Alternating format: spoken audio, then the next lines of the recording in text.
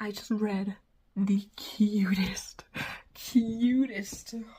young adult romance, and I it's so cute. Hi, darling.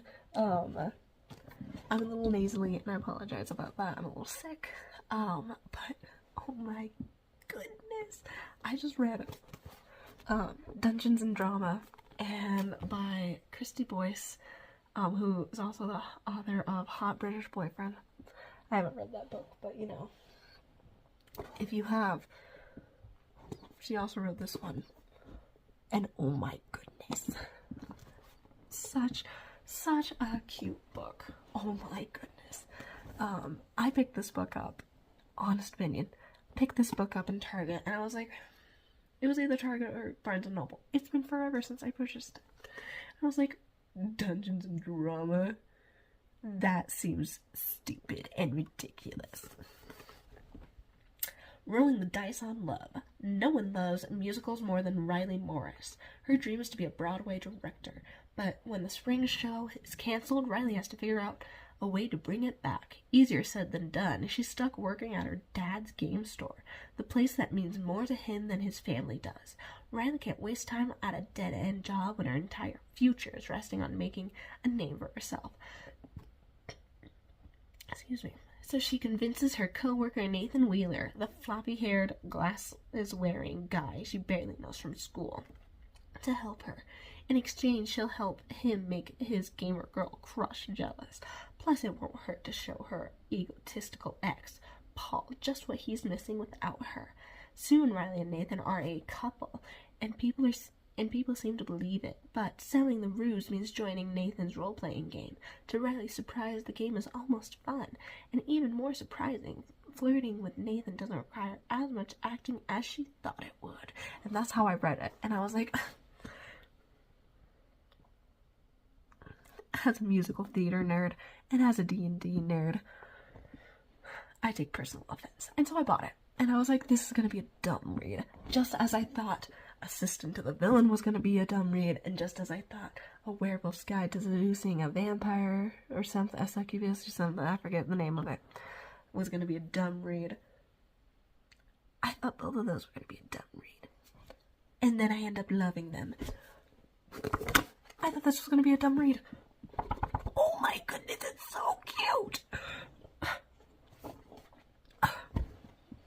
Oh my goodness. Like, so cute.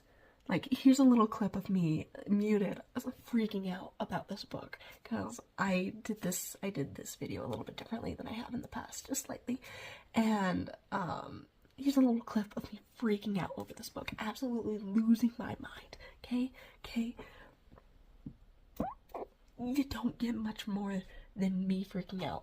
I don't know how long I'm putting a clip up for, and so I'm kind of stalling, so.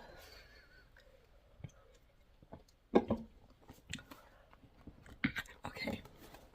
It is fake dating, and I don't know if I've mentioned this before, but oh my goodness, I love fake dating. I love the fake dating trope. It is literally one of my favorites. The Proposal, that movie, I love The Proposal. I love fake dating, arranged marriages, marriages for convenience, all that shit. The Proposal, beautiful, beautiful movie. I think everyone should watch it. Married at First Sight, such a drama-filled, reality TV show. You literally are marrying strangers. It's great. I love it. I think it's great.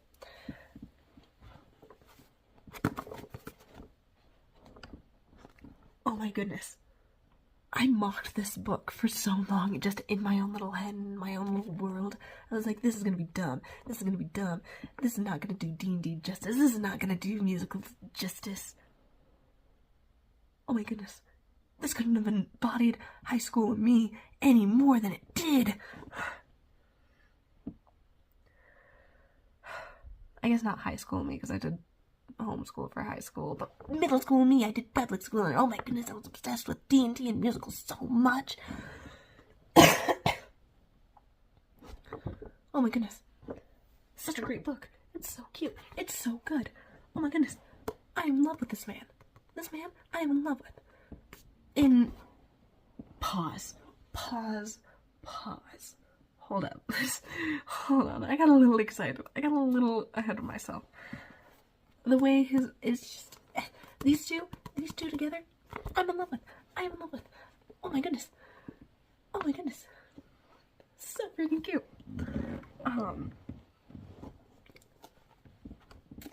I'm in love with this book. I am in love with. They portray a love interest so beautifully.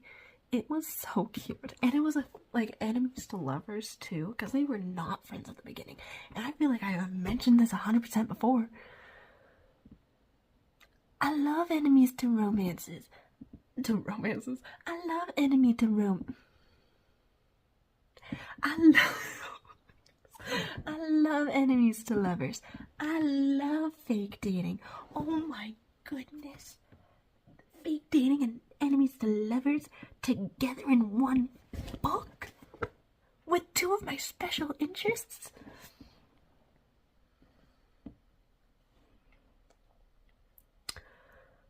I'll take 10. Oh my goodness. Okay.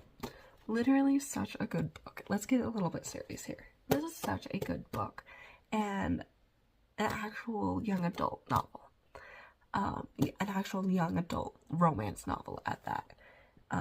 It displays youth so well, and like realizing things and like realizing responsibility and like changes in that regard, because like that's the whole, like that's one of the main cores of something Riley's going through in the book. This is going to be spoiler free, and I'll tell you when we get into the spoilers, but Riley has to realize a lot of responsibility, and it does it so perfectly.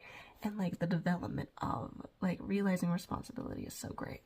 And then like the character development of Riley in general, going from the beginning of the story where she is in trouble to the end of the story where she's realizing responsibility and what actually matters to her, is so beautiful. And the friendships that develop in the story are actually really cute and really great. And it really does show that like high school awkward experience of like breaking up with someone and then feeling the need to be immediately dating someone, and like it shows that so perfectly well. And this is actually something that you could give to a 14-year-old and be like, this is a cute, clean little romance book. Unlike some other young adult romances that are actually not young adult. But everyone thinks they are. Not me being pesty over the fact some things are labeled young adult, and it actually like teeters on a very thin line of not being young adult.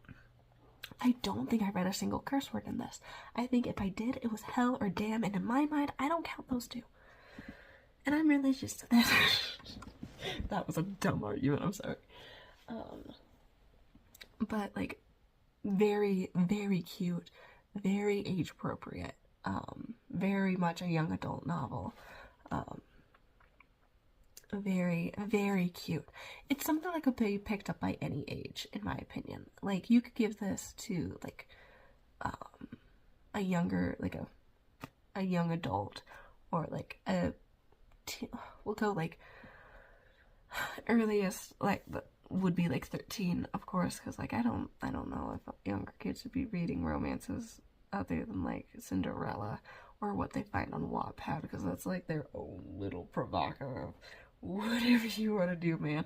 I can't be hypocritical in this. I found Wattpad when I was really young, okay? I'll admit it. But like, definitely something that could be picked up by a 13-year-old, read and loved. Definitely something that can be picked up by a 19-year-old, read and loved. And definitely something that can be picked up by someone who's older, be read, find it super cute and super precious, young love, and be like, that's cute, that's precious. Definitely worth a read. I gave it 5 out of 5 on Goodreads. And super cute, I love it. The development from being enemies, and like as much as high schoolers can be enemies with each other, the development from enemies to friends to maybe I like you to oh no I like you to oh okay how is this gonna work? We're fake dating for this purpose. How is this gonna two lovers? It's so cute. But the development is so cute and it's so well done. The change. And it's such, like, it's definitely, like, in the mind of a high school girl. And it's so cute. And it's definitely worth a read. I have a hard time reading. I have a hard time sitting down and wanting to read. I read this in 3 days. 3 sittings. I guess 4, technically. But the amount of time between sitting 3 and sitting 4 was only like 20 minutes because I had to eat. I had to drive home and I had to eat. So. And I know what people might say is like, oh yeah, it's a thinner book. Of course it only took 3 days. Don't test me. I have another book that I'm currently also reading. And oh my goodness, this is taking me months and I still haven't finished it. It's great. I have my opinions. Anyway, doesn't matter. Anyway, great book. I loved it. Definitely something I suggest to other people to read. The friendship development, the romance development, the plot development, the family development, because there's actually like a little bit of family issues in the development, and that is actually really complex but also done in such a fantastic way that it's so freaking cute. I have no qualms against this book. I have no critiques, nothing to say bad about this book. I just thought it was great. I loved it. It was so cute, so good, so great that immediately when I finished it, I bought the second one because there's a second book. Dating and Dragons. Okay. Also, the play on words is just so cute. Dungeons and Drama, Dating and Dragons, Dungeons and Dragons. It's. How about also the fact that, like, it's a play on words for theater, because in high school, theater is often called drama class or drama club. Oh my goodness, that's adorable! Cute. It's cute. But yeah.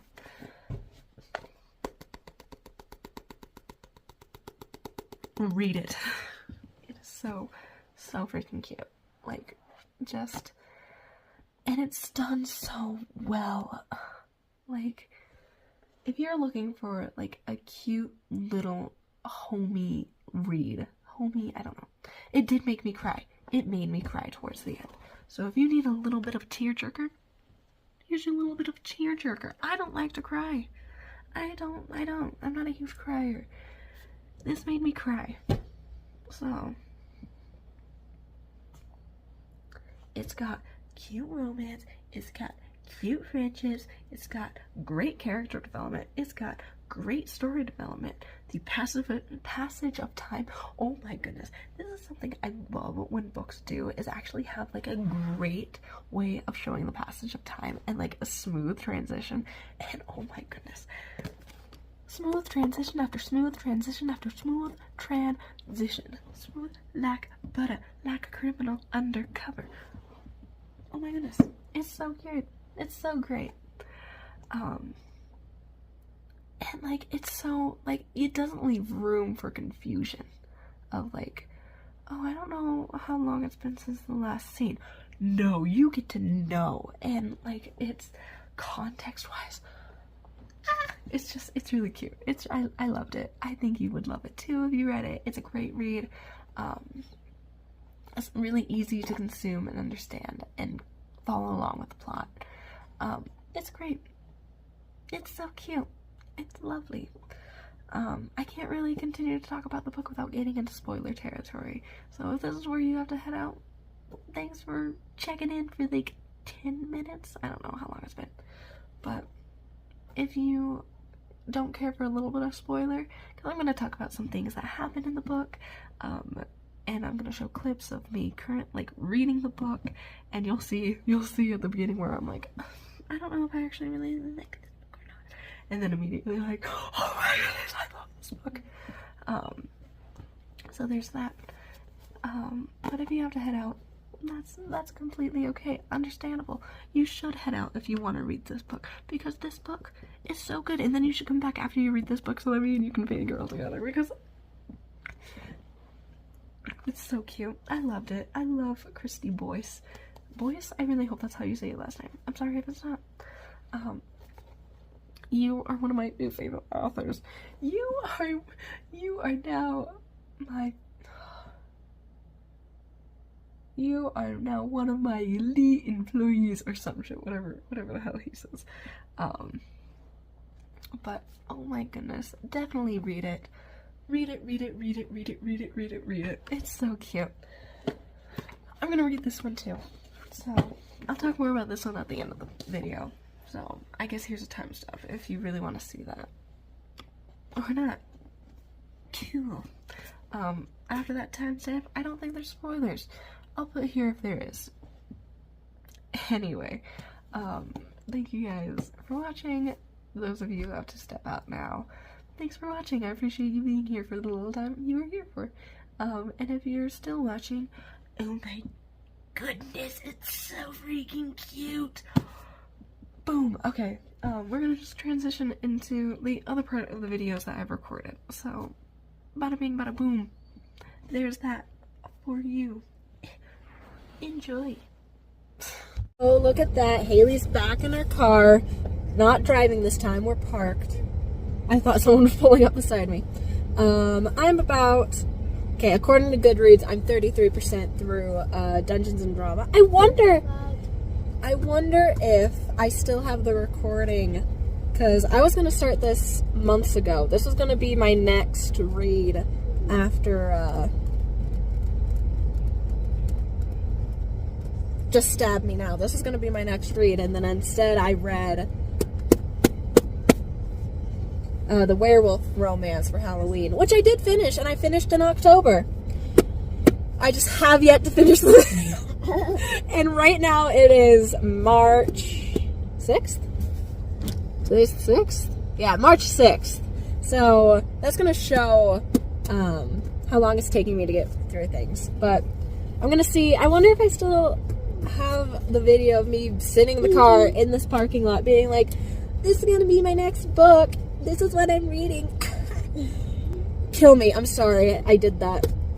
Sorry, I do a lot of dumb things and I see myself do it later. I'm like, huh, that was just stupid. Hopefully the heater was not affecting what you guys are hearing. But yeah, so far I'm 33% through the book. And I'm really enjoying it so far. At first, I was like, oh, this is going to be dumb. Which I have a feeling is how I read a lot of my books of, this seems dumb, and then I love it. But, the reason I thought that was because I was like, oh, these are, like, teenagers who are being really dumb and hating each other for no reason. But, it's actually kind of developing now.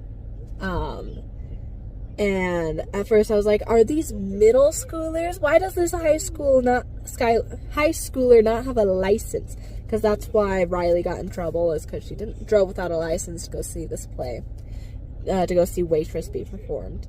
And that's why she got grounded. That's why she's working at her dad's store. But no, she's just a high schooler with no license. So that then made me go, okay, it was talked about, it was joked about. Now I can be okay with this. And we've actually started the fake relationship between Riley and Nathan, the two on the cover. And it's actually, I think it's going to be good.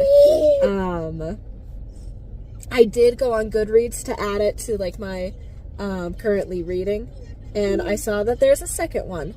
And I'm excited to read that one. If this one goes as good as it's seeming, as good as it's building up, because I'm still on the edge a little bit. I'm like, oh, this is kind of cute. This is getting to where I can like it. Also, I have yet to read this chapter, so no spoilers. But I love the little chapter headings. And then, where is it? Maybe I should look through. Like the little paragraph dividers are little D20s, and that's super cute. I love it when stories do that. I know when I write my own stories, there it is. I put my own little image in between. I don't know if you can see that, but little D20. It's cutesy. I like it.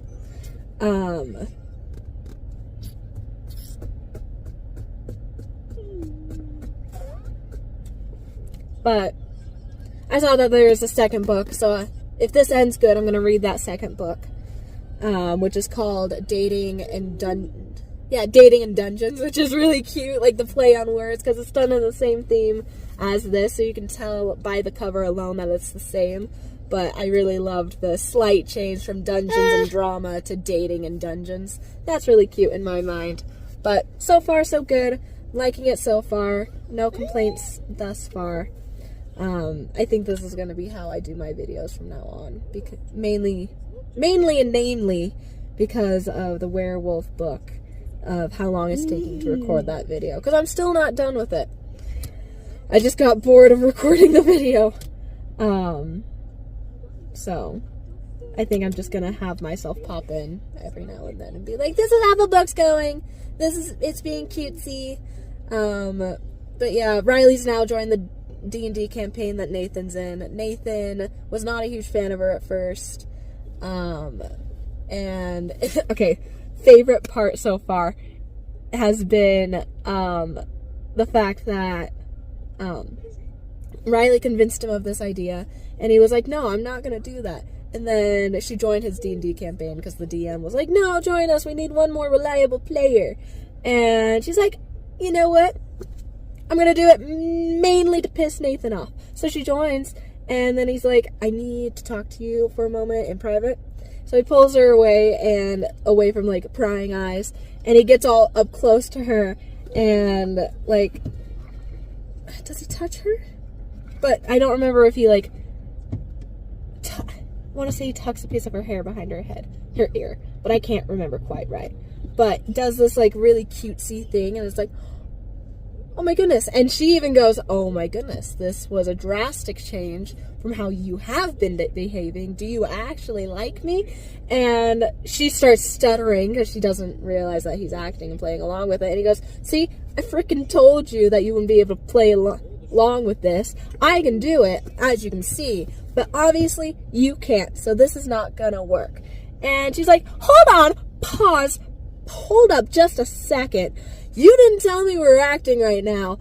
And yeah. And then they had a cute little, she came in early on a Saturday because her dad goes in later because of how busy the Saturdays are. He just prefers to work the later shift, so he's there for the rush.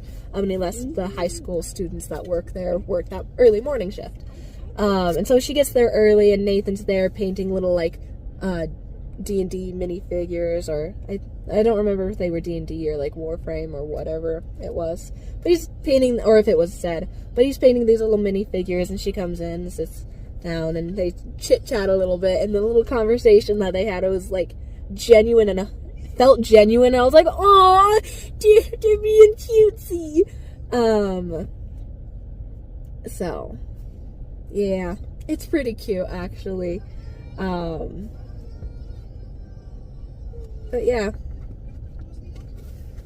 we will see how much longer it takes me to read this. I don't imagine it'll take me much longer because I've only sat down and read it twice, and I'm already right there. I've already read that much. So, we will see. But it's cute. I'm liking it. I'm excited to see how it develops. Because we know that they're going to end, I hope they end up together in the end. I swear if this is a romance book where she ends up with her ex, I'm going to be a little bit upset.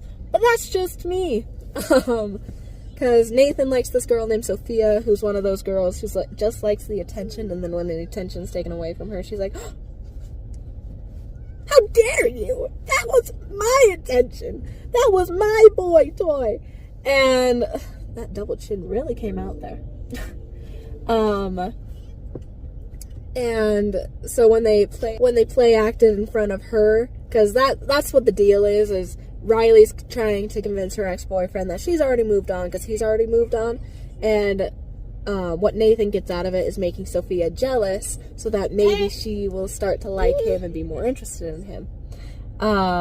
And so when it was actually happening in front of her, she got really pissed off and really upset because Nathan's character protected Riley's character, and she's like, dude, you're supposed to like my character. Our characters are dating. And Nathan's like, our characters are dating, because Nathan's like head over heels for Sophia, and she's like, well, not yet, but she's interested.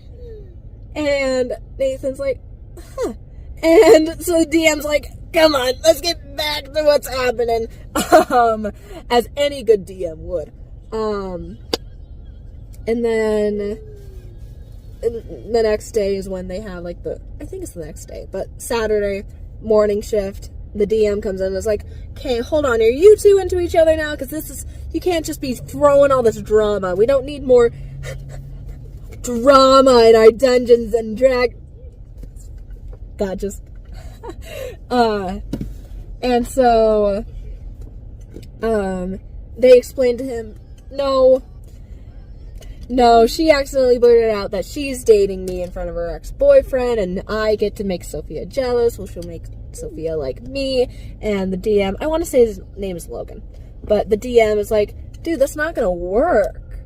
As soon as you two, like, call it off, as soon as Sophia's interested in you, and you then start going after Sophia again, in reality, because you like her, she's gonna go, okay, have them again, toodaloo. And Riley's sitting there like, valid. That's valid, and that is true. And she's not saying this, but that's where I am in the story right now. She's like, that's valid, and that's true. You're not wrong there. But hey, my ex is gonna think I'm over him. That's all I need. I don't really care what happens to Nathan. And so that's gonna be interesting to see how that develops, if they get to a point where they break up, like fake break up because they're fake dating, and he starts to go after Sophia again, and he's like, this isn't something I want. You're not actually someone I'm into. So it'll be interesting to see how that plays out and what Riley will do, if, like, who's going to develop feelings. I have a feeling, this is my theory, Riley's going to develop feelings for Nathan, and then they're going to call it off because Sophia's actually interested in him, or she's going to confess, and then they're going to call it off because it's like, no, I like Sophia. That was what the plan was. Plan was to make your ex-boyfriend think you were over him, and for Sophia to get jealous and like me. That was the plan. We're sticking to that plan. In fact, let's just call it off now. Sophia's then going to show interest in him, and he's going to show interest back, and then what the DM said is going to happen, and he's going to be sitting there like, huh, I think I actually do really like Riley, and that is my theory. So, updates soon to come, I suppose. Oh my goodness. You do not understand. Okay, same day as the last part I just recorded. I am now at 46% of the book, okay? Ah! It is so cute! Okay, here's the thing. I love the fake dating trope. It is my favorite trope. I love arranged marriages, fake dating. I love it. It's literally one of my favorite things. And so, literally, okay,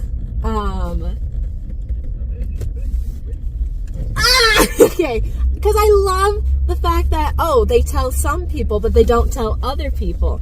And not telling the certain people causes issues, because then you have scenarios like what happened okay.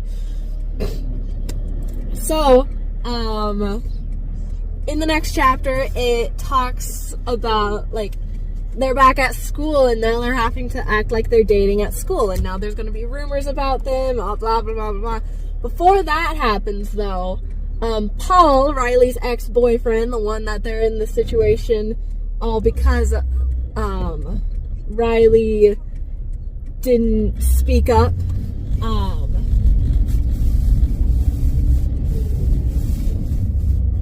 so, sorry, I had to turn,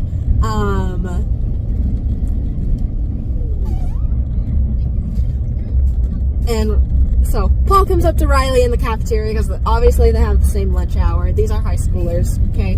Lunch is at different times, apparently. Wouldn't know, I did homeschool in high school. Anyway, it doesn't matter.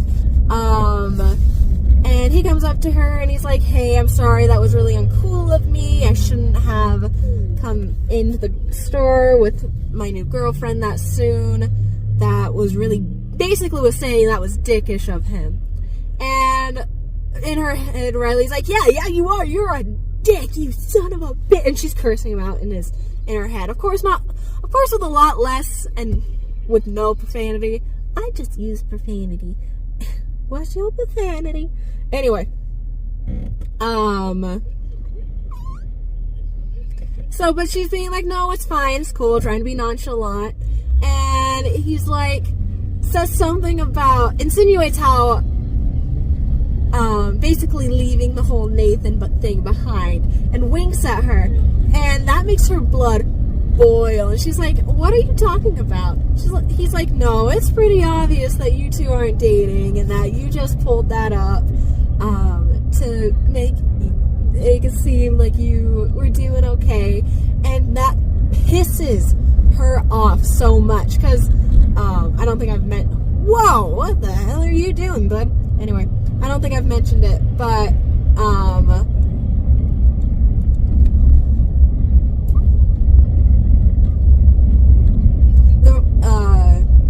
they were at the game store. Paul and his new girlfriend were at the game store that Riley's having to work at. She says she's dating someone new. He says, oh, who? She can't come up with a name. The only name that comes to mind is Nathan. And he's like, oh, really? And then Nathan comes out of the back, and she's like, yeah. Nathan tells her that, hey, we got to do some stalking in the back. Your dad wants some stuff in the back out on the floor today, basically.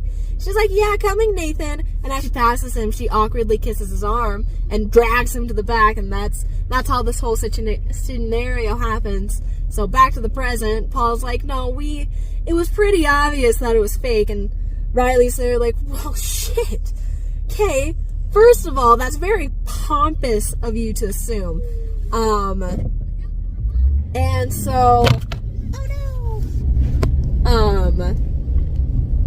she's like, no, we're actually dating.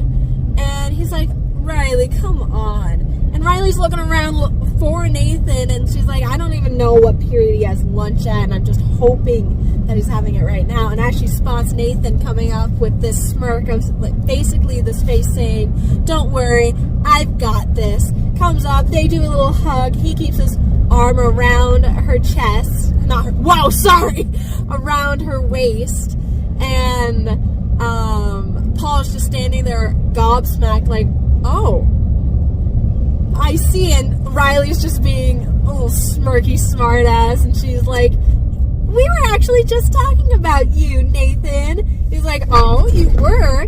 And she's like, yeah, we were talking about how we're dating, and just not letting up on the fact of what Paul had just said and done. And so, Nathan's like, oh, funny, that's my favorite subject. And they're being all cutesy, and I'm like, oh, this is adorable. And, she's like, oh, no kidding, that's mine too. And Paul goes, yeah, I was just talking about how I'm happy for you guys. And Nathan's like, ah, cool, bud. Hey, babe, I'm gonna go get a slice of pizza. I wanted to see if you wanted one. She's internally like, okay, we gotta talk about nicknames, pet names, because obviously she did not like the term babe. Don't blame her. Babe and baby, gross. Anyway,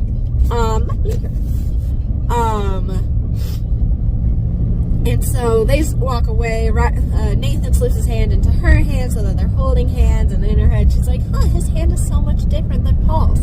Apparently, Paul's was like, I don't know, I forget how it was described. I just remember the scene. And he's like, was that okay that I just came over there and did that? She was like, no, that was perfect. And she explains what he was talking about, and Nathan's like, so he looks smarter than he is. He's smarter than he looks. And they laugh. And so they get slices of pizza, and she's like, I didn't know we had the same lunch period. And he's like, no, we've had the same lunch period for the last 2 years. And she's like, oh. And he's like, yeah, me, Anthony, Lucas, not Logan, and John all have the same lunch period. And he gestures over to like the table that they normally sit at, and she's just like in her head like, oh, well shit, now I never realized that. I guess me and Hishiko,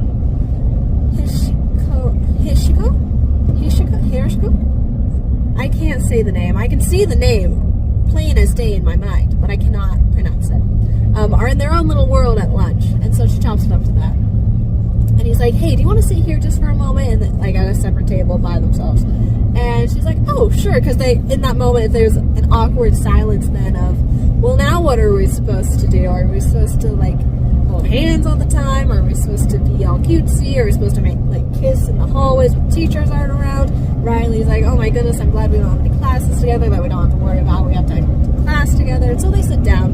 And he's like, okay, we need to lay some ground rules. Otherwise, things are going to happen that we don't want to happen. And my mind went instantly like, you're gonna fall in love. That's what's gonna happen. That's what you don't want.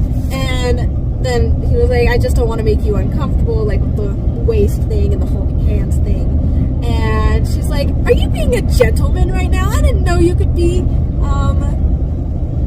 I forgot what the word she said, and he laughed. He was like, ha ha, very funny. And she's like, you didn't make me uncomfortable. It was this whole cute thing. And then time skips, and they're now at like the game store. She walks in, Sophia's there. And you guys are now facing the dashboard. Give me a second, I'll fix ya. But I'm turning right now, so I can't. Anyway. Basically, I'm on my home road now, so it doesn't matter. No one else is on this road. And that happens.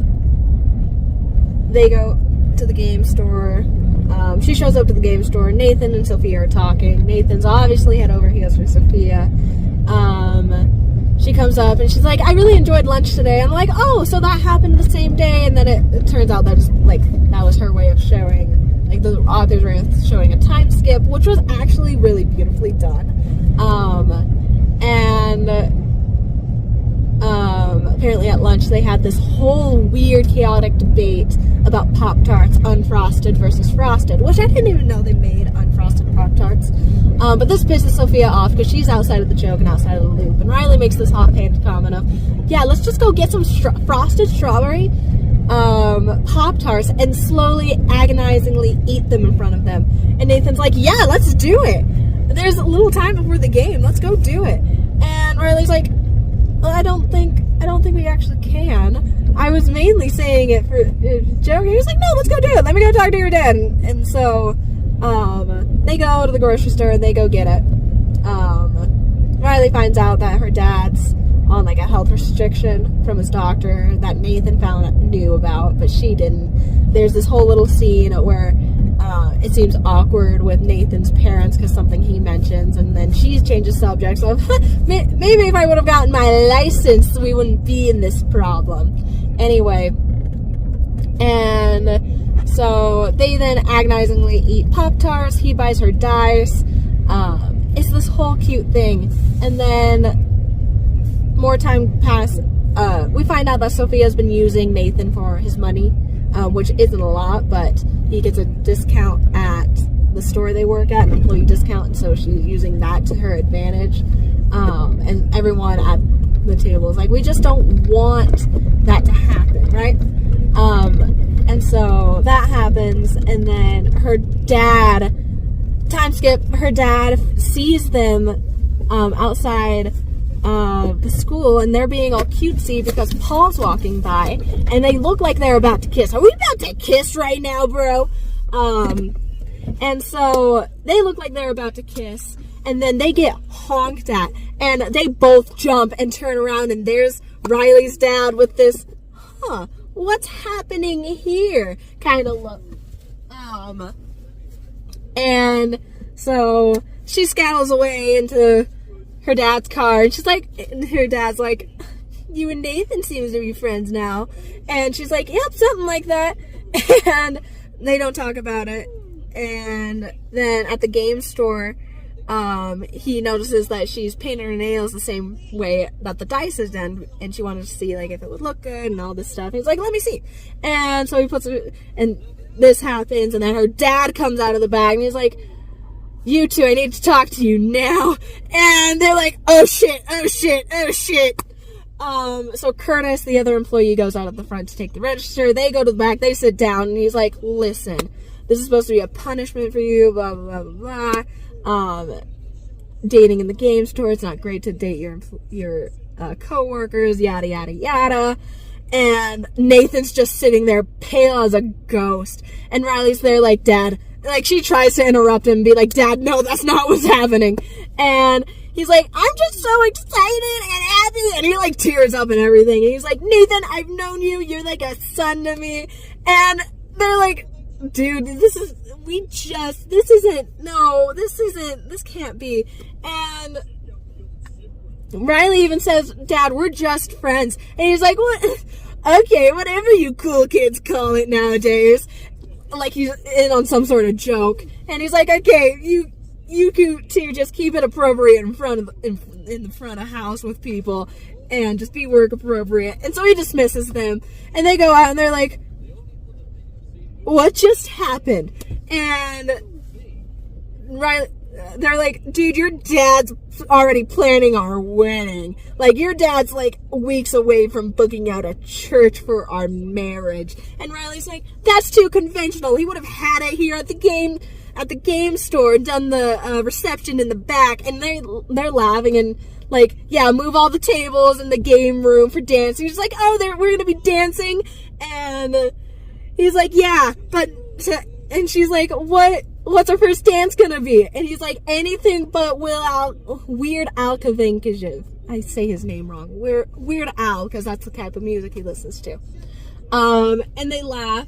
And she's like, and the cake is gonna be made out of frosted Pop-Tarts, and they're gonna be stacked like how people stack cars to make a pyramid. And they're laughing. And Riley said, it's like, you looked pale as a ghost back there. He's like, yeah, I really don't like lying to your dad. I don't like doing that. She's like, I don't either. And she's like, well, do you want us to go back and like tell him, like let him in on what's happening? And he's like, no, that's even more embarrassing to go back there and be like, I'm not actually dating your daughter. The girl I like doesn't like me, and so your daughter's fake dating me to make her jealous. Now that I'm saying that out loud, that sounds pathetic. And they laugh, and she makes the offhand comment of, he makes the comment of that she can't judge him because they're in the situation because of her.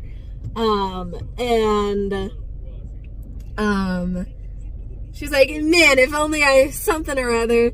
And he's like, I'm actually really starting to like this timeline, like this. It made sense in the context, but I can't remember what exactly she said. And so, that happens, and it's really cute. And she's like, so I guess we're now actually friends. And he's like, we're talking about a Pop-Tart wedding cake. I think we're past the point of being annoyed co-workers. And it's so cute! Oh, I look a wreck. I look bad. I look worse now that I started recording. Okay, here's the thing. I never have time to record. What do I have time to do, though? My makeup when I'm getting ready. So, bada bing, bada boom, boom, boom. Yep. Okay. Anyway, I love that every time I start to do one of these videos, I start recording for my purchase. Anyway, anytime I start to record for one of these videos, I always end up sick. And I don't know if that's just like the universe being like, Haley, no. Haley, you've got to stop this. This is bad for you. And just tries to stop me. But ain't nothing gonna break my stride. So here we are, sick, freshly showered, and looking like this.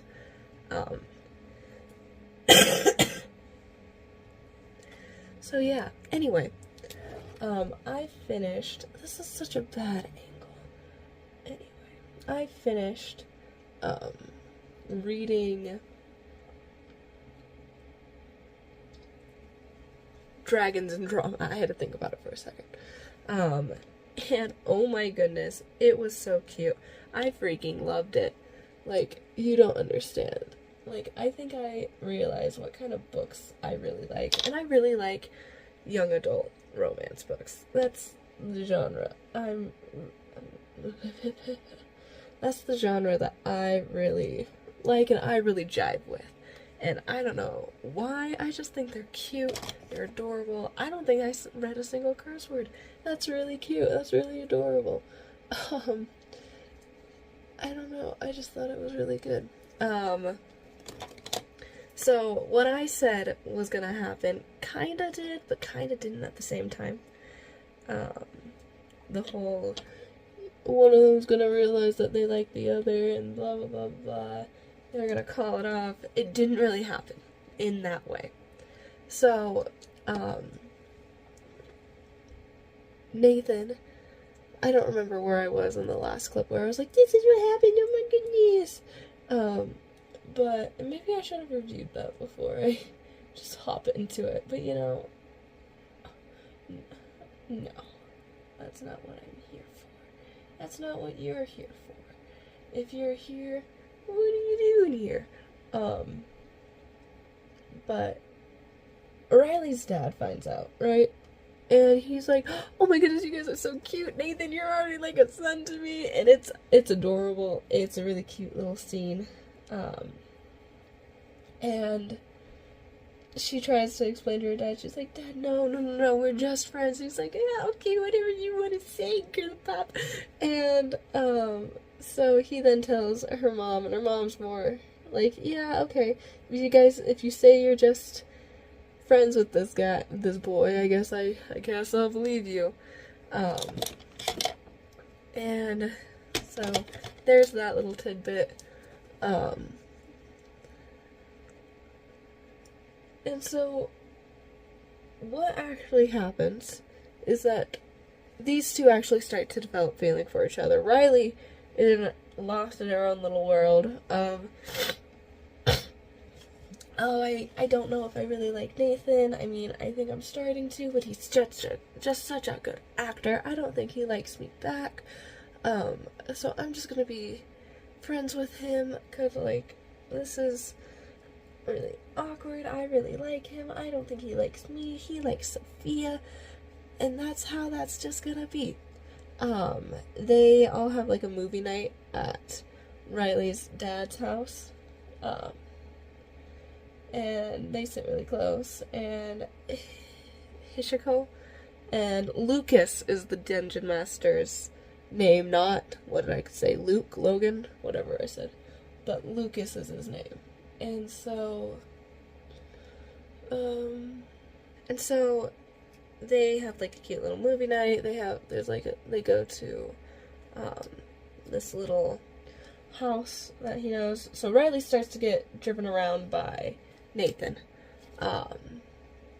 because her dad's like, no, it just makes more sense. They're both coming from the school. It wouldn't really make sense for me to have to leave work, then go back to work just to pick up Riley.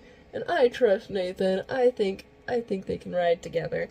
And so Nathan starts picking her up and taking her to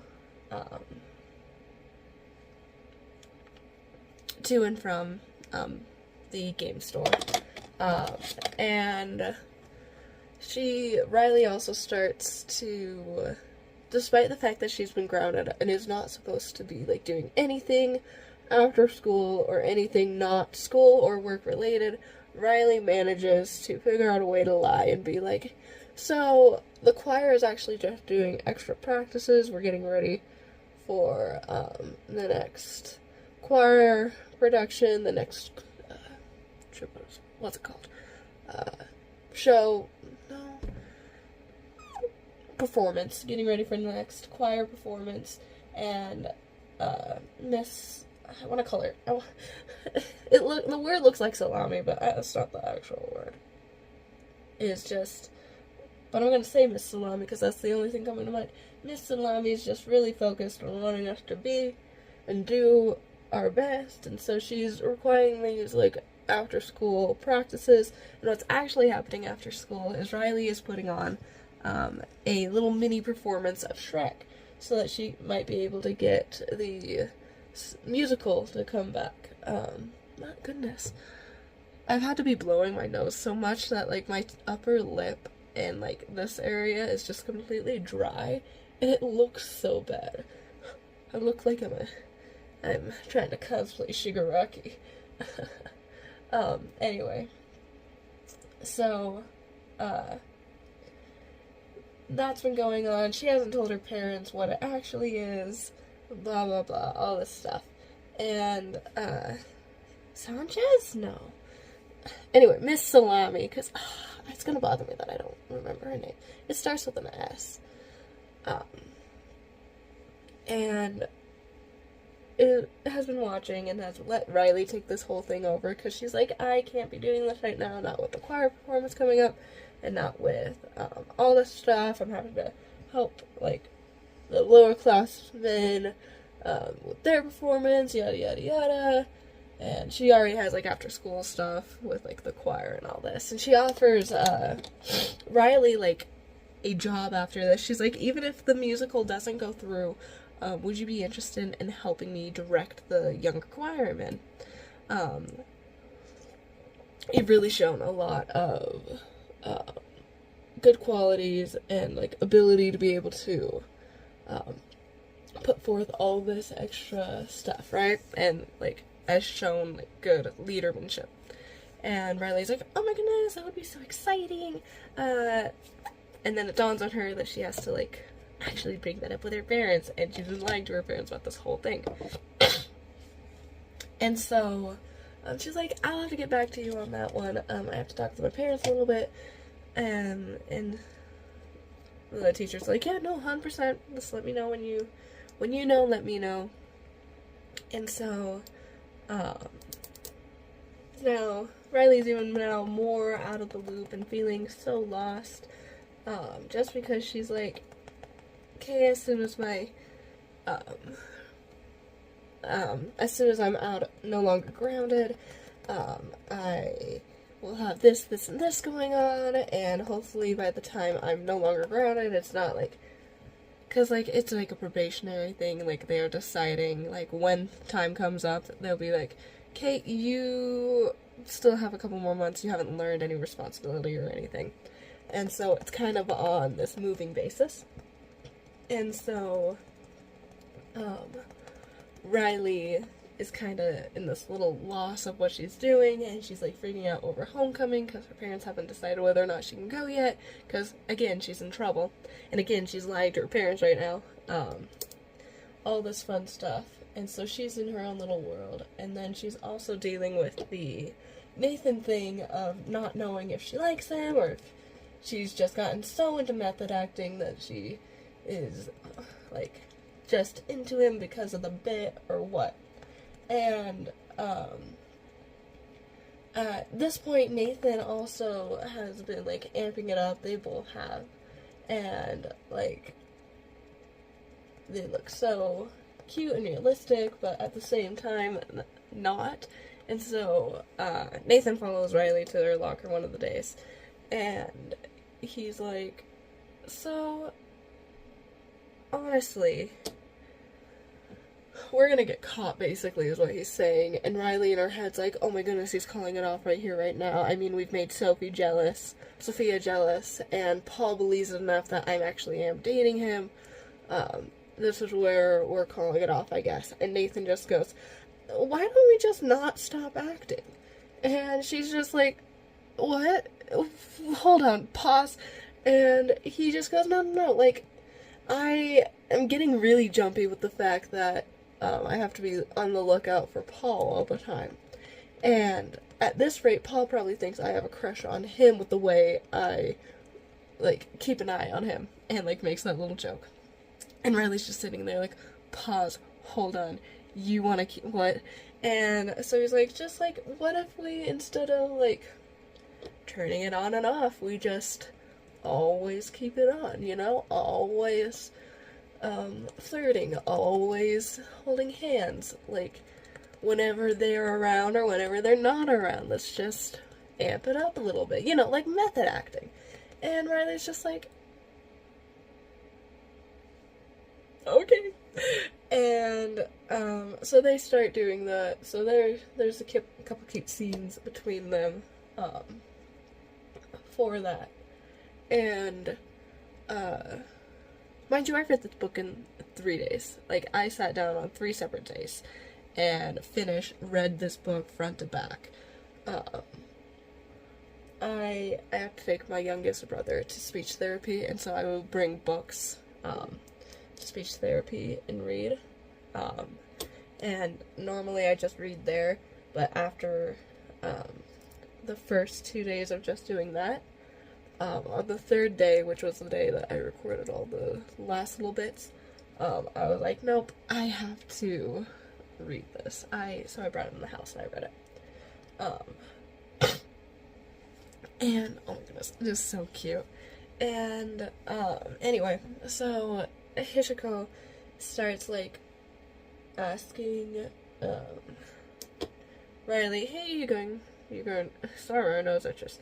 Are you going to be going to homecoming? And Riley's like, I don't know, my parents haven't said yes or no yet. Oh, but going back to the other thing, like, his reasonings were, the fact that, like, we're one joke away from all of this being blown out of the water. Our friends are really bad at acting, while we might not be, but they are. And Riley's like, yeah, no, absolutely, I'm cool with that. Anyway, jump to a different part.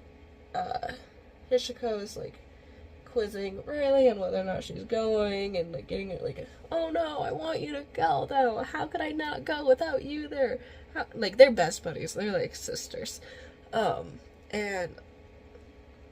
But she's like, no, you gotta go. Please convince your mom and dad to let you go. And she's like, I'm trying. And then the other boys start talking about it. And Nathan's like, yeah, no, I hate any school-related things. I hate dances. I hate all of that stuff. And so Riley just internally is like, oh, well, if I got to go, I guess Nathan wouldn't be taking me. And so there's that. My goodness, my skin is so dry. I don't know if like you can pick it up on here. Yeah, you can. Look at all that dry skin. PSA, drink your water. Don't get sick. Stay healthy.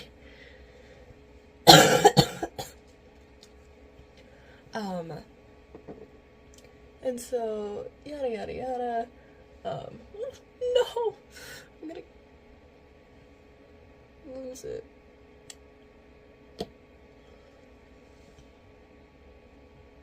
Shit's like liquid gold. You think I'm gonna waste it?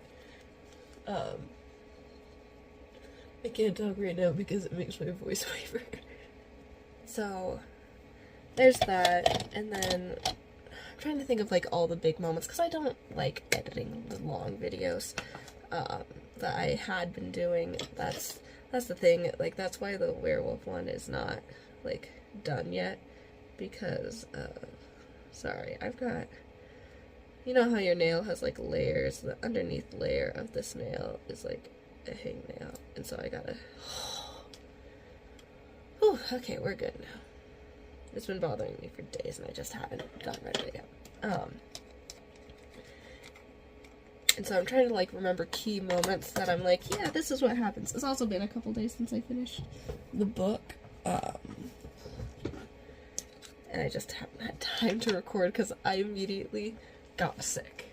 Or sicker, because I was sick and then I got sick again. And so,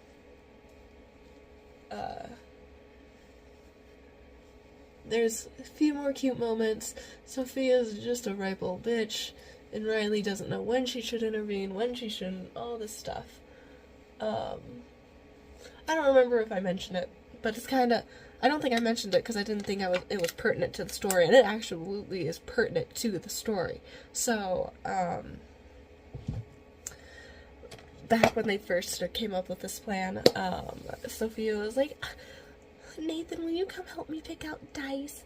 And all this cute little stuff. And they wander away and they go out into, like, the main shop. Because there's, like, the game room, there's the storage room, and then there's, like, the main shop area. And they're all, like, divided a little bit.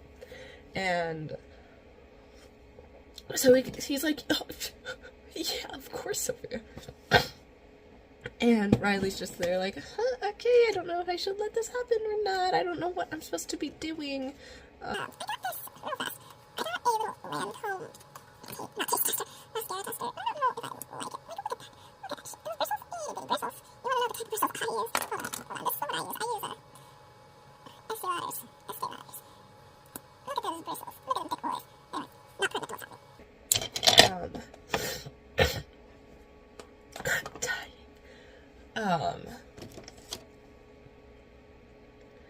And so they go out into the main shop to go purchase that, and the boys are like, this is ridiculous. And Riley's like, why? What's happening? And this is before Hishiko joins them, because she joins the D&D campaign.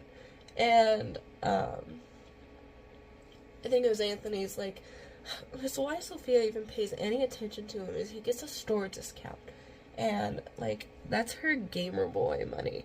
Like, that's her gamer girl money. And she gets it all from Nathan, and Nathan just willingly spends it on her because she flutters her eyes, and, like, flashes her smile, and he's just putty in her hands. Like, we would much rather you actually date him than him ever actually get with Sophia. And Riley just internally is like, oh, okay, now I feel really bad about this whole plan. And so she's like, well, do you want to try and go get him back to come back in here? And they're like, yes, please. And so she wanders out, and, like, Sophia's looking at dice, and so is Nathan. And, she makes a little joke of, you could get me dice, Nathan. And basically tells Nathan, like, hey, whispers to him, it's like, hey, don't buy Sophia dice. You want to make her think you're not interested in her and you're interested in me, so, like, buy me dice instead and I'll pay you back. And he's like, oh yeah, no, you're right, yeah. And so he's like, oh, okay. And so Riley then kisses him on the cheek and walks away, and she's like, oh, I just kissed him on the cheek. And this is before she's like, I'm actually interested in him. And so she goes back to the room, and, it's kind of, like, in the middle of, like, she's starting to realize that she's interested in him, but at the same time is like, no, I'm not interested in him at all, right? And so she goes back to the room, and moments later, Sophia comes back all upset and just, and,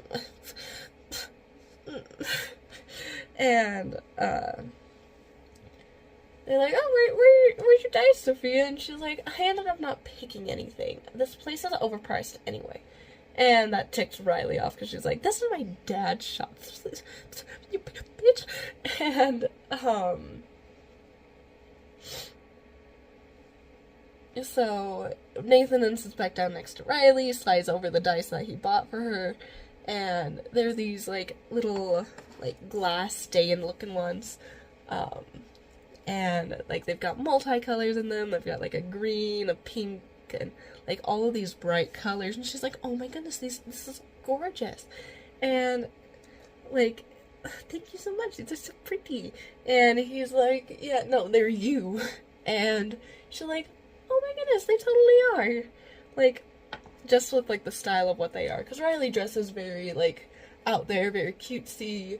Like, Riley's the type of... Riley's style is the type of style I try to go for sometimes. Where it's, like, mix-match in a matching way. Or, like, just you stand out in a room. And she's like, oh my goodness, they totally are. And it's a really cute moment. And so, I didn't mention that last time because I was like, this is not very pertinent to the story. Oh my goodness, it's pertinent to the story. And mind you, this happens towards, like, the beginning of the story, too, okay? And so, we're back to now.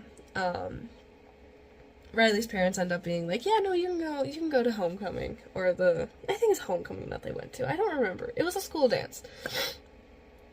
And so, a whole lot of conversation there. All the boys end up going, wanting to go. And,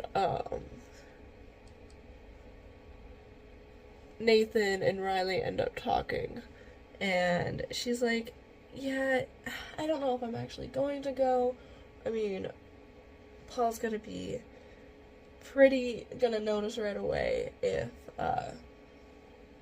you're not there and I'm there, and he's just, I just don't think it's a good idea. And Nathan's like, I'm gonna take you to the dance. And in my head, I'm like, oh, that's so cute, because at some point in the story, and I don't remember who says it or what was said, but someone said that you do the things you don't like to do, or you sacrifice the things you like for the people you care about.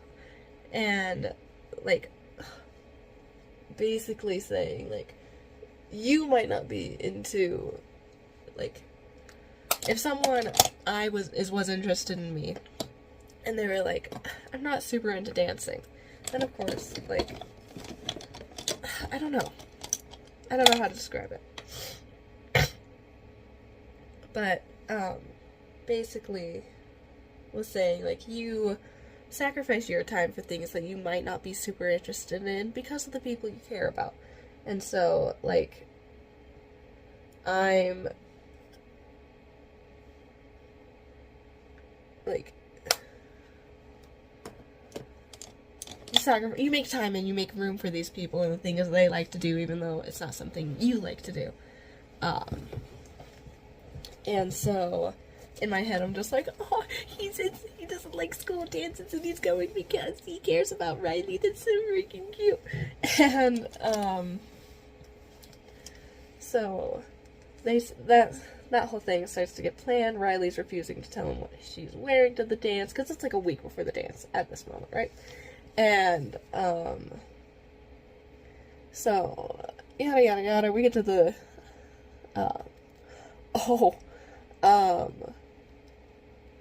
Riley starts to be like, okay, this isn't fair anymore. I don't like this anymore. Mainly because she didn't think Nathan liked her. And so she's like, this is getting too much for me. Nathan came up behind her at one point and, like, whispered something really cute and just really like, oh, did you just say that? And Riley pinches him, and that's, like, their way of being like, hey, too much, back off. Like, that's wrong. And he's like, oh, sorry, sorry, I guess, got ahead of myself. And it's at a D&D game, and, this is after Hishiko joins, and, I think Sophia asked Riley, or someone asks, like, something is said where it's, like, mentioned that Nathan and Riley are going together. And so Sophia's like, oh, you guys are going together? And Riley's like, yeah, as friends. I couldn't find someone to go with me. And Riley, and Nathan being the good guy that he is, so they'd go with me. But we're all going as friends.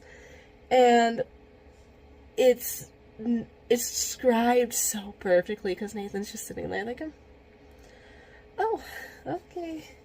And Sophia's just there smugly, and Riley's just there slightly defeated. And,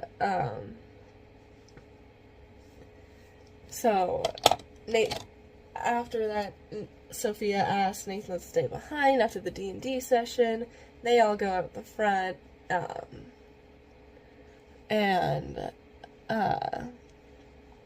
they're all asking Riley, because they've all kind of noticed how Riley and Nathan act, and she's like, no, it's been long enough, it's worked, it's fine, it's whatever, he gets to have his thing. I've convinced Paul that I'm dating someone else, and Sophia likes him, so the goals we were trying to reach have been reached, and so there's not really a point in continuing this.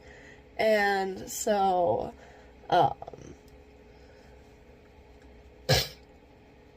then Nathan comes out after a little bit, and Sophia comes out, well, just beaming, and then she leaves, and everyone else kind of leaves too, and, it said that, like, Sophia asked him to go to her dance the week after, and so she's like, oh, yay, that's great for you, and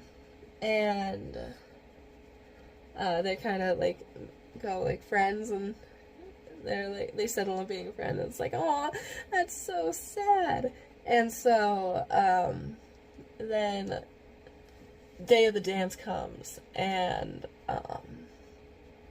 the boys show up at Riley's house, because that was, like, the meeting spot was at Riley's house, and Riley's mom's house, and so, all the boys get there, and Riley's dress ends up being, like, this very, like, in my mind, I pictured, like, an 80s dress, and it had, like, feathers and all of this stuff, and so,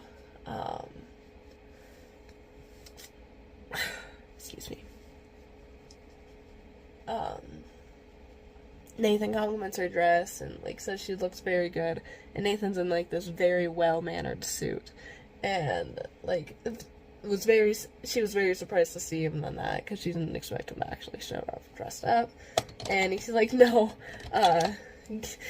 guilty mom conscious, I guess, basically, because his parents are not really there, they're constantly working, and so they're not really at home, and so, when his mom found out that he was going to the dance, she, like, dropped a little bit of money, a pretty penny, to get him, like, a new suit and all this stuff, and so they laugh about that, and then they go to the dance, and, like,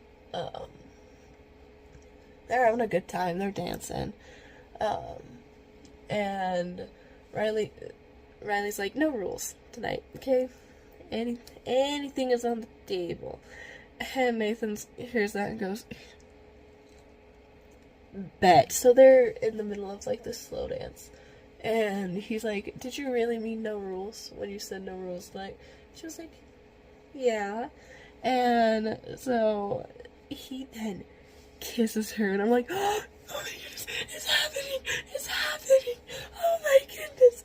And I'm like, yes, and Riley's just in her head like, oh my goodness, is this actually happening? Maybe he saw Paul. Oh no, this does not feel like he just saw Paul.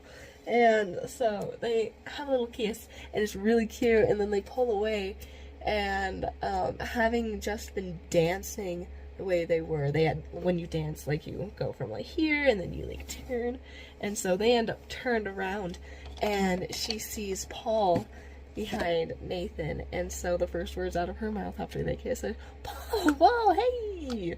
Because Paul comes up to them, and she's like, shit, it wasn't just a cute little, hey, I'm actually interested in you, it was a, he saw Paul and kissed me, that's great. And so Riley runs away, and as Riley's running away, Paul catches up to her and is like, hey, you look pretty upset after he kissed you, and she's like, okay, what do you want? And he's like, so I've been thinking, I think we should get back together. Lainey just, like, broke up with me, like, 20 minutes ago, and I just think I've really missed you, and all this stuff. And Nathan, earlier on in the story, had been like, dude, he's back into you, and, like, all this stuff, and Riley was like, no, he's not back into me. And so Riley's just sitting there like, okay, I just kissed someone I like, and he kissed me only because he saw you, and you ended up liking me back, again. And so she's like, no, this is ridiculous, I'm not. And he tries to kiss her, and she just runs into the girls' bathroom. And so, Ishiko catches up to her and is like, girl, what is happening? I just ran into Paul and he said that there's a chance you two might be getting back together. And she's like, no.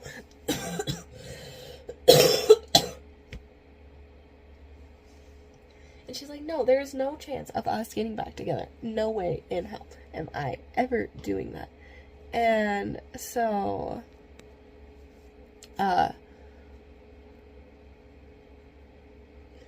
she starts to, like, explain what happened, the kiss and all that. And Hishiko's like, yeah, Lucas is talking to Nathan right now and, like, not getting a whole lot out of him. Because Hishiko and Lucas ended up going to the dance together. That was announced at the movie night. And they showed up, they did this cute little number, and we found out that, Lucas has been going to the dance, like, because Hishiko goes to, like, dance class. And we find out that Lucas has started going to them too, and just another little one of those was like, aw, something that he's not really into, but he's into her, so he'll start liking it. It was really cute. And so Riley starts to get her to talk about that, and she's like, no, we can talk about that. We have a whole night to talk about that, because they're having a sleepover afterwards. And she's like, we need to talk about you. And so they talk a little bit, and then they go back out, and Riley sits awkwardly next to Nathan. And they're, like, having brief conversations, and then this one line dance or something comes on, and everyone gets up and goes. And Nathan's like, no, you go join them. I'll just be here. And I forget how it was brought up, but it's brought up the fact that she's going to be quitting the game store, after her, like, probation is up, and it's found out that and, like, her parents had discussed and talked about the fact that, like, she is getting out of her, being grounded early. And so it's here, basically. And so she's telling him that. And he's like, wait, hold on. How long have you known this? And she's like, oh, that was kind of the plan from the beginning, was just to quit after. And, like, I've known that I was going to get out of being grounded for, like, a week or two or something. And he's like, and you're just now bringing it up? And he gets really, like, bothered by that. And she's like, I'm sorry. And he's like, no, it's fine. Just, you go dance. In fact, Hishiko brought her car, right? And she's like, yeah. She's like, is there a way you can get a ride back with her? I think I'm gonna leave. And so he leaves. And Riley's just there like, well, this is great. Loving life right now. And, I feel like this is falling. It's because it totally was. Whoa. Goodness. Oh,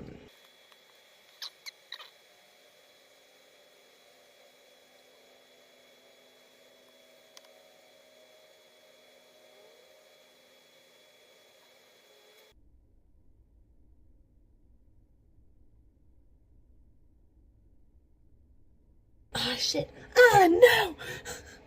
Where's my last Q-tip?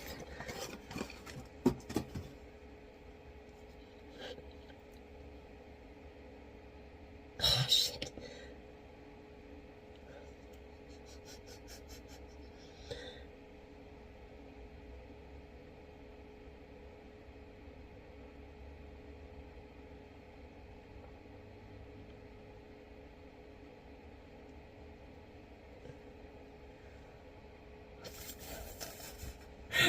Oh no, okay.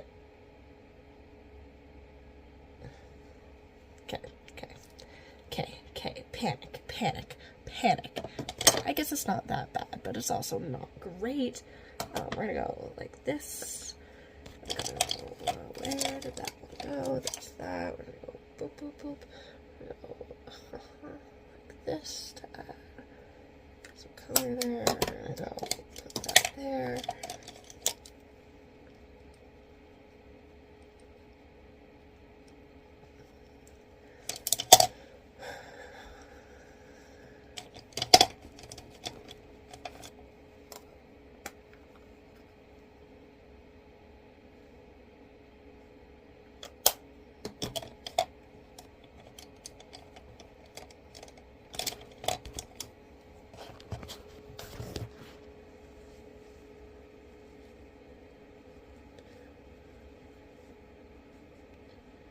there, decently hidden.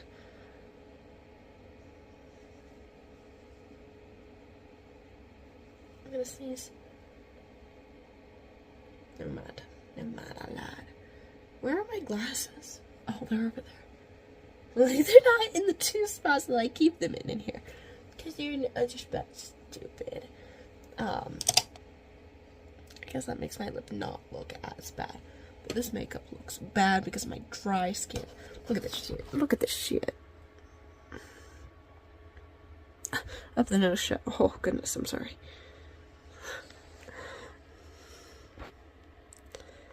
So all that happens. Riley ends up going home with Hishiko, or Hishiko ends up driving them to Riley's house because they're having a sleepover afterwards. And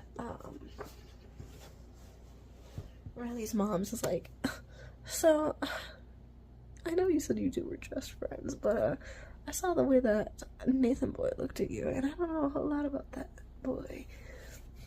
Tell me the deets, sis. And Riley's just like, yeah, just being super awkward about it. And her mom and her are like this. They're besties.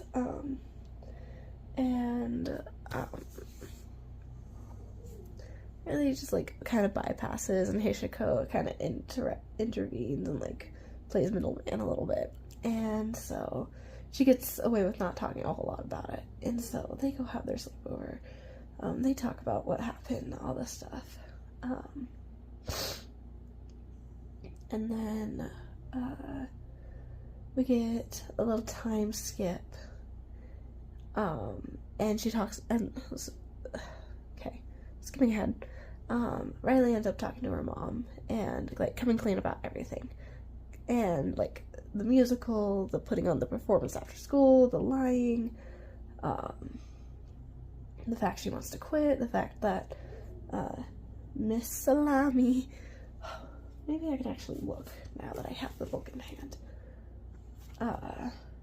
Sani. See, Miss Sani. That probably was really bad of me to call her Salami. Right there. Miss Sani. It's backwards to you guys, but you know. But yeah, Miss Sani. I can see where I got the salami. Salami. Anyway, Miss Sani? Anyway.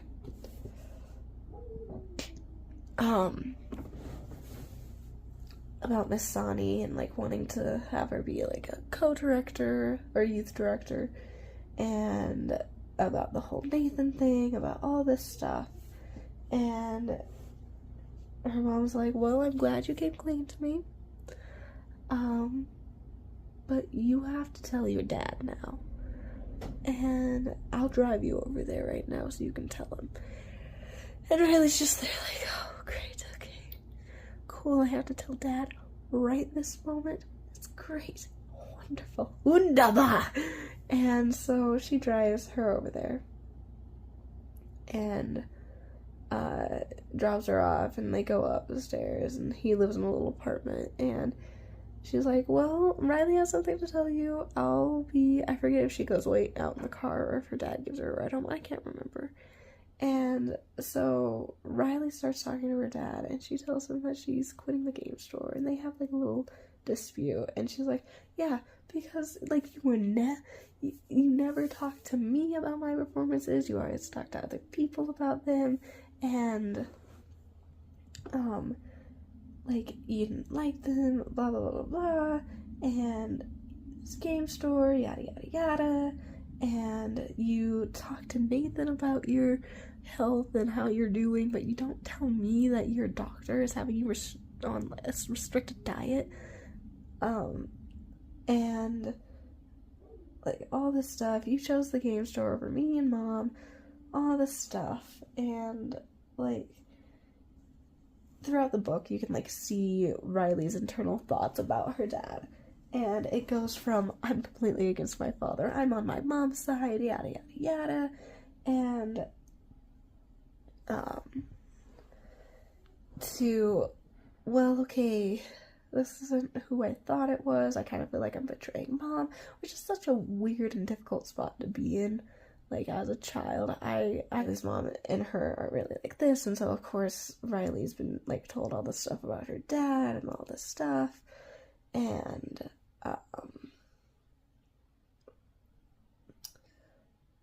that breaks out into a huge tiny little argument, and she's like, oh, I'm quitting the store, and I didn't want to be there in the first place, and it's stupid, you picked so there's that. And so she gets back home, and then we have another time skip, and she's at school, and she's been avoiding Nathan and the whole friend group. She's been eating in Miss Sani's class, or like just in different places, and all this stuff, and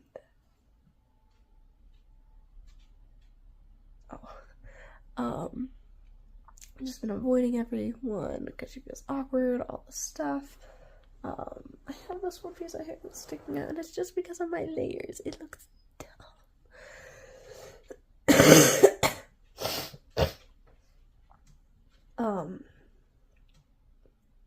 And so Hishiko's like, no, you gotta come back to D&D, all this stuff, because she skipped the last couple of sessions, because you see the last session, because she feels bad, because that's how much time has passed. They do D&D twice a week, and she's had to skip one session, so there's the time frame.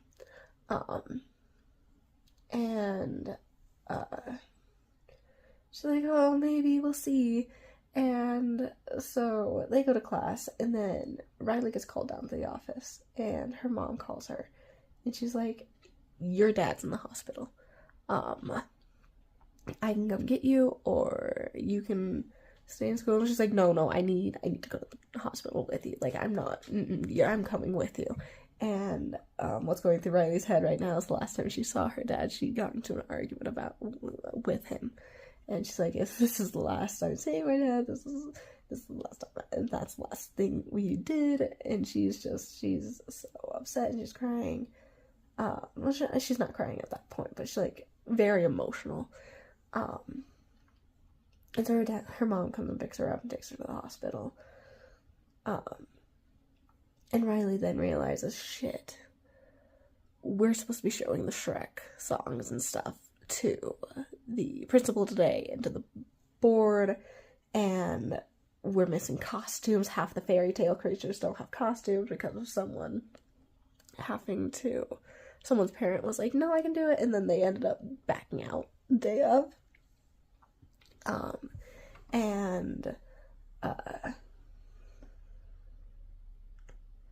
Sorry, my eye itches. Ended up backing out day of, and then the guy that's supposed to be voicing the narrator, ended up getting sick with, like, strep or laryngitis, something like that affects your throat. And Riley was like, no, we can deal with it, we can handle it, and then this happens on top of it.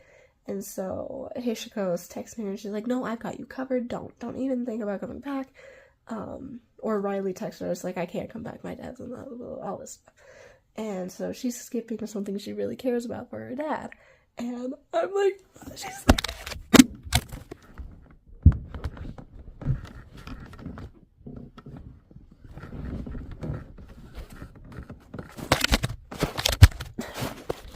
hello there.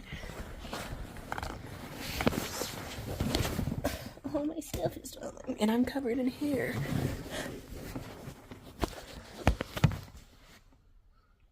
There we go.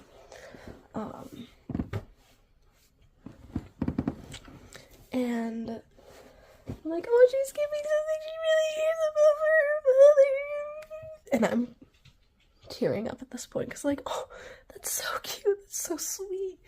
And, so they get to the hospital. They're not letting him see him at the moment. He's stable, though. They're running tests.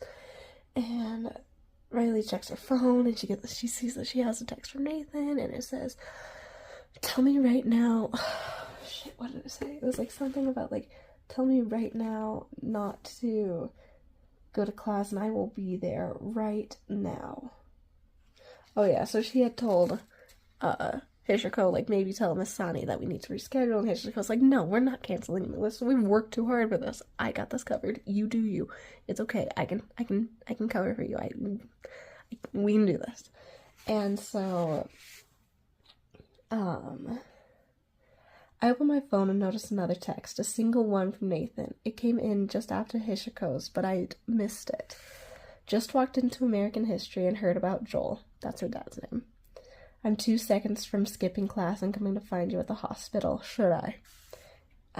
My stomach swoops. I imagine Nathan walking through those doors any second now. I imagine him wrapping his arms around me and squeezing me so hard the little shattered pieces in my chest press back together. I want it so much, it's physical. I wipe a few tears from my eyes. Why did I think I couldn't... Okay, I'm not gonna read all this, because my news makes myself sound really bad. But, like, she gets that text, and she then starts to, like, reevaluate things. And she's like, okay, I need to calm down. The sun will come out tomorrow. I'm sorry, it just got really bright.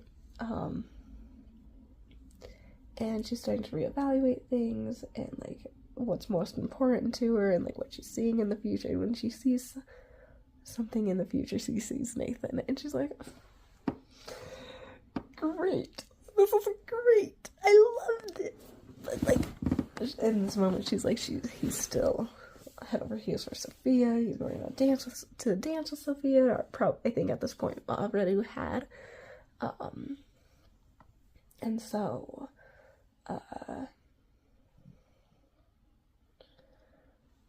she's just all downtrodden, and the sun goes away.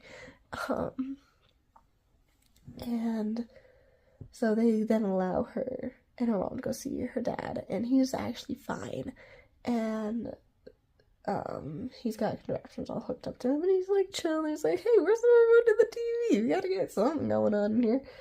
And Joel is just a happy little guy, and I love him. He's just happy, and I love that for him.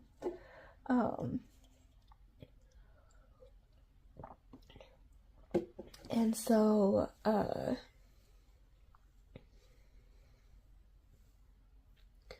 they spend a little bit in there, and then Riley's mom is like, I'm gonna go find some food, because she's, like, obviously noticing, like, the awkward tension in the room because of the last time Riley and her dad spoke. And so he's like, can you bring me some of that? I would love something to eat, preferably with a lot of salt. And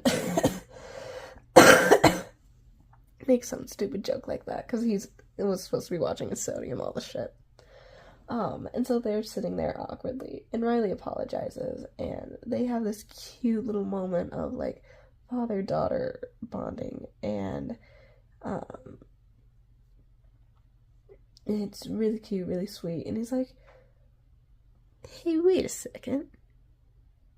Ain't you supposed to be at school doing your, like, musical thing? And she looks at the clock and she's like, yeah, but that starts in like 20 minutes. There's no way I can go back, and I need to be with you. Like, you're in the hospital, Dad. This isn't okay. And he was like, what are you gonna do? I'm already sitting here. The doctor's already gone home. Oh, and this is like when her mom comes back in, and he was like, I'm just sitting here watching TV, watching Seinfeld. That's what they're watching. And I'm just gonna sit here, and they're gonna run tests tomorrow. And her mom chimes in and is like, yeah, the doctor's already gone home. There's nothing they're gonna do tonight. And Riley's just like, yeah, but I don't want to leave you. And he's like, I'm just fine, Riley. You need to go. Go do something.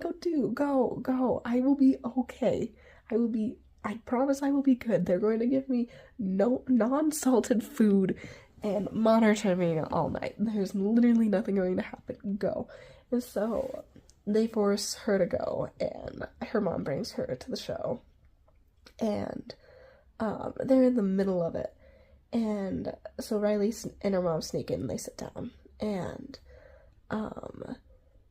she notices that there's someone being the narrator in a really good Scottish accent. She looks over and she sees none other than Lucas doing this. And she's like, what? Okay.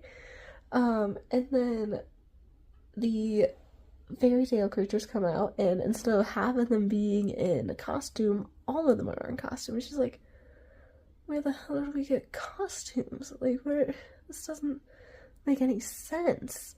And,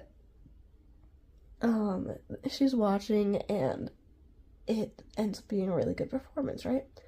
And so everyone comes out to bow at the end, right? And so she sees John and Jordan, who are dating, and I forgot to mention this earlier, but they didn't go to homecoming because they had LARPing that they were going to go to, but they showed up to dinner beforehand, and they were in full LARPing, like, stuff, and it was really amusing. And so they clap, and then she goes up, she talks to all of them, and then she comes out, and she apologizes for being late, and she's like, my dad was in the hospital, and the principal and Miss Sunny are like, nope, you're good, we did not expect you to be here at all. And,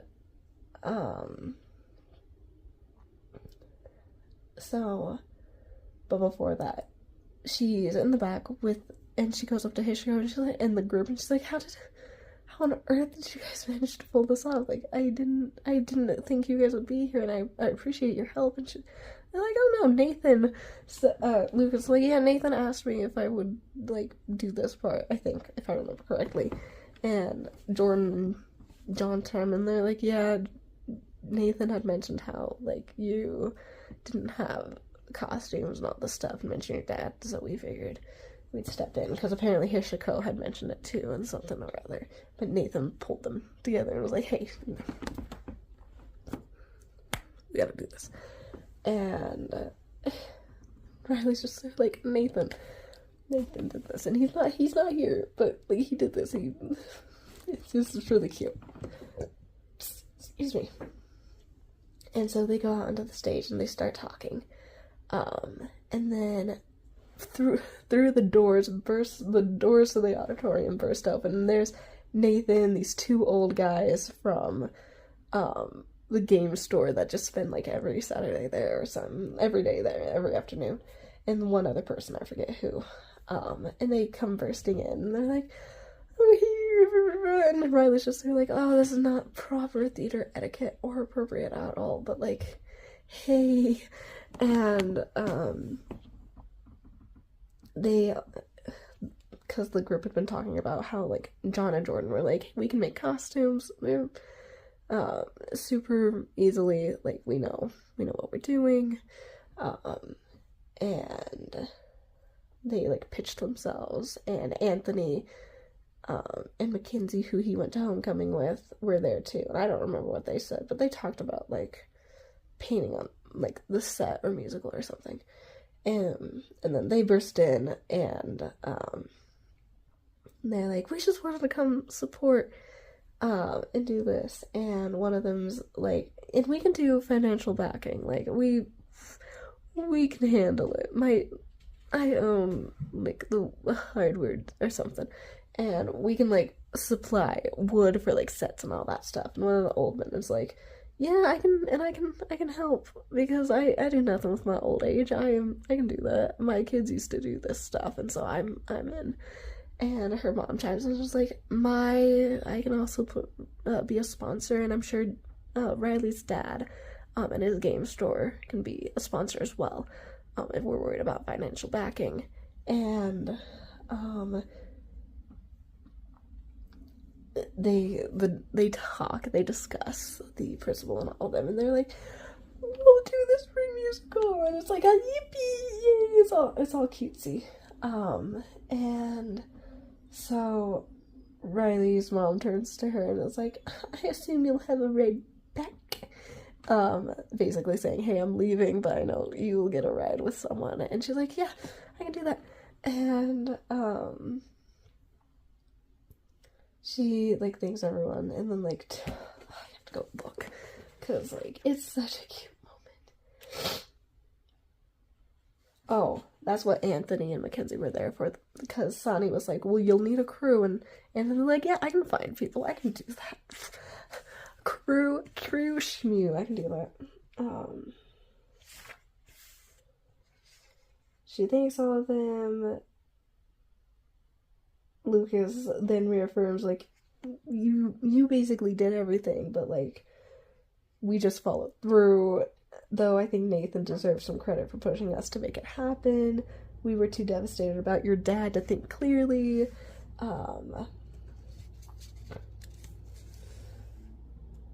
She tells them that, no, they're okay, they're all good.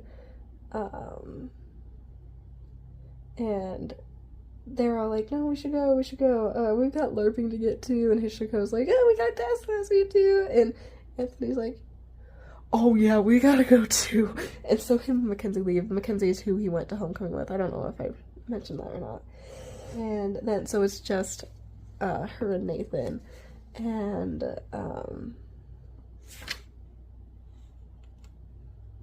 I guess you're getting your musical. And she's like, with your help, from what I've heard.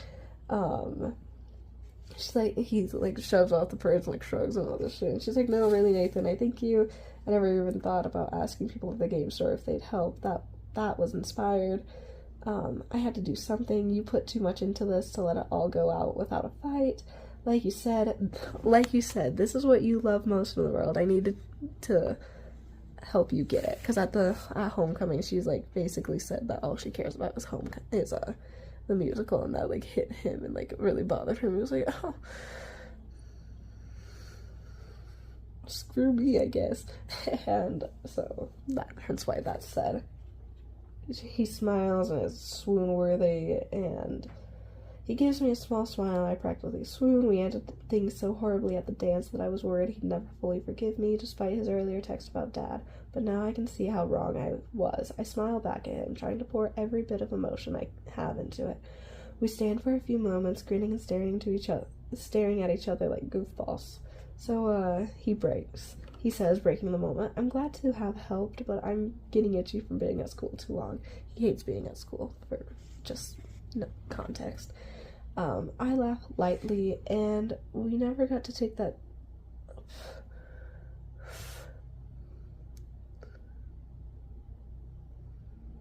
hair. And we never got to take that drive after the dance. Can I take you back to the hospital? The long way.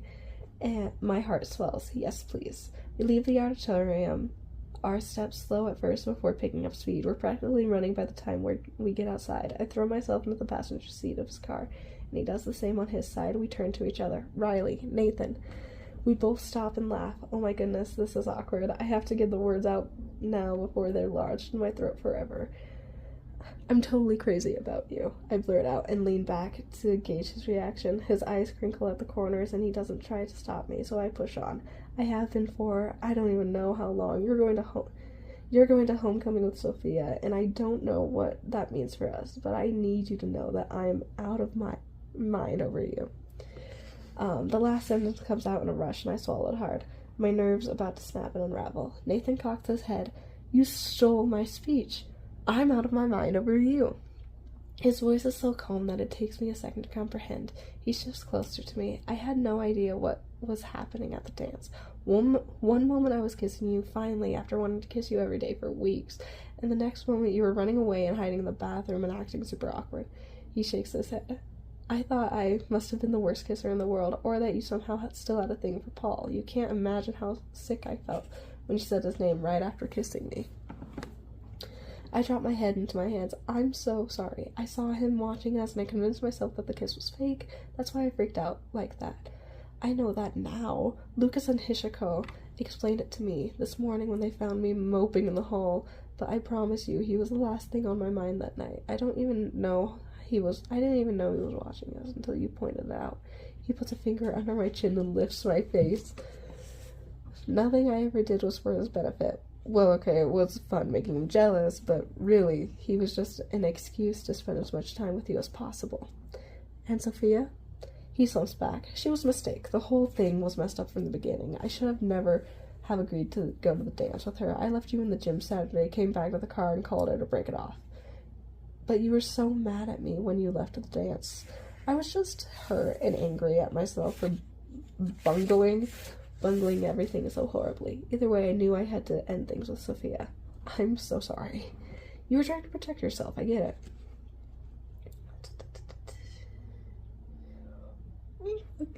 Okay, it's so cute. And I'm not gonna read everything because I really think you should go read it because it's just so cute.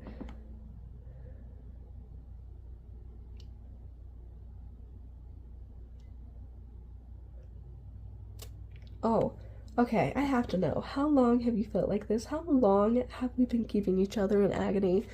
This is Riley asking. And so Nathan responds, since that night you kissed me on the cheek when I was looking for dice, he replied immediately. You walked away like it was nothing, but if you had turned around, you would have seen it was like you flipped my whole world upside down. He shakes his head. I thought maybe I'd get over you once Sophia made it clear she was interested, but that didn't happen. All it did was make me realize how much I wanted to be with you, except I wasn't sure how you felt. You always talked about being such a good actress, which you are. I figured everything going on between us was just made up on your end. I was just so scared of getting crushed, and, well, I'm not proud to admit this, but I decided having something fake with you was better than having nothing at all. I would have faked it for forever rather than give you up. And so it was so cute. And like, I'm not gonna read. Oh, I forgot they said that. That's so cute. And so, seriously, you have to read it. It is so, so cute. And so, it's like, oh, this teeny tiny moment at the beginning of the story. Whoa, bam! Actually, a very, very important part of the story. It's so cute. And so, that's like their little confession. And I didn't read everything, of course. And so, there's some stuff in there that I skipped over, and I was like, just makes this whole thing better. And if you read the story, then you'll understand. You'll understand. And so we then get one more chapter, and I don't remember if Riley went back to working at the game store. I want to say she did. Yeah, I don't remember, and I don't want to read all of it again. But it ends, and they're working on this new set, and Anthony's complaining about how people are going to be stepping on their art. And she's like, well, we have to make it realistic. And Mackenzie and Anthony obviously got together. Oh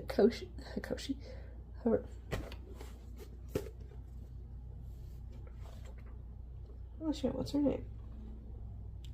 Hoshiko. Oh my goodness. Hoshiko and Lucas have obviously gotten together. John and Jordan are still together. And John has started DMing for them and making up all these crazy stuff. And Sophia's no longer in their Dungeons and Dragons game, if I remember right. And so they finish working on the set for the day, and they've got D&D. And so Riley goes and gets into her brand new car because she went and got her license. And Nathan's riding with her. And she's just like, you be glad, but, because he mocks her a little bit, because every time she gets in, she, like, readjusts everything, even though no one else has adjusted anything. And so he jokes with her a little bit, and she's like, just be glad you get to save up on gas. Goodness. And, they're so in love, and it's so cute. And so they go to D&D, and that's the end of it. She had a good relationship with her mom and dad. She's no longer grounded, and she has her own car and a boyfriend. It's so cute. You don't understand. But it was honestly such a good read. I picked this book up going, this is gonna be so bad. I honestly did. I picked it up going, this is gonna be nerdy and written poorly. I'm gonna feel like I'm reading a Wattpad story, and I did not feel like I was reading a Wattpad story. Like, this shit was good. This is good shit. This is so cute. This is adorable. I loved it. Like, definitely a good book. Definitely would recommend to anyone wanting to get into reading. And it's actually like a young adult romance. Like, I feel like I've seen so many young adults romances that are like teetering on not being like young adult. Like this is something you would see in like an actual high school library, and it'd be appropriate. And Like, if I remember correctly, I don't remember any cursing. If there was, it was damn or hell, and those don't really count in my opinion, but that's just my opinion. So super cute, loved the story, the development was great, and like how things went, so cute. And I loved it so much that when I went onto Goodreads to add it to my stories, I saw that there was a second book, and as soon as I finished this book, I bought the second one. And so the first one is Dungeons and Drama. This one's Dating and Dragons, and that's just so cute to me. However, I bought it off online, and like it came slightly not in good condition, and that bothers me so much as someone who likes to keep like her stuff in pristine condition. It really bothers me that it's not. So it's a key. I have not started reading this one yet, but this one, super cute, super good, highly recommend. Definitely one that you can like definitely a good one. I feel like I'm gonna say this all at the beginning too, so I'll leave that here. But yeah, super cute, super great. I probably read this at the beginning too. I haven't recorded the intro yet at all, and so I'm gonna read this now to you, and if I read it to you earlier, I'm sorry. But this one is Dating and Dragons, and it's such a cute little cover. Like, look at that.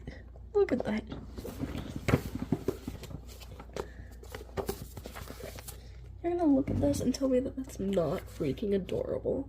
You're gonna look at me and tell me that you're wrong, because you're wrong if you don't think that's cute. Anyway. So, live streaming love. Quinn Norton is starting over at a new high school and hopes that joining a D&D game will be the trick to making friends. The plan sounds even better when she's invited into a group that includes Logan Weber, the cute and charming guy she met on her first day of class. But this isn't your average D&D campaign. This group live streams their games and enforces strict rules. No phones allowed, and no dating other group members. Quinn is willing to accept the rules, even if it makes Logan off limits, and she quickly learns that doing so won't be a problem, since Logan goes from charismatic to insufferable as soon as she agrees to join. As their bickering and bantering intensifies inside and outside the game, Quinn can't help but wonder, is Logan infuriating behavior a smokescreen for hidden feelings? Quinn is risking it all, and the 20-sided dice are rolling. So, really cutesy. I think it's gonna be good. I'm starting this today. They changed the little dice.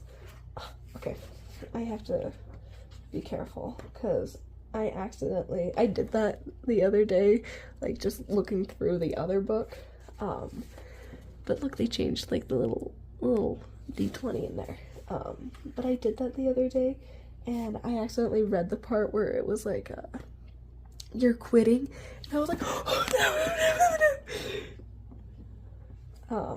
But like, that's like the chapter heading. I love it when books do that. I love it when books have like their own little cutesy little chapter headings. Like, this was the first books, and it's just so cute. But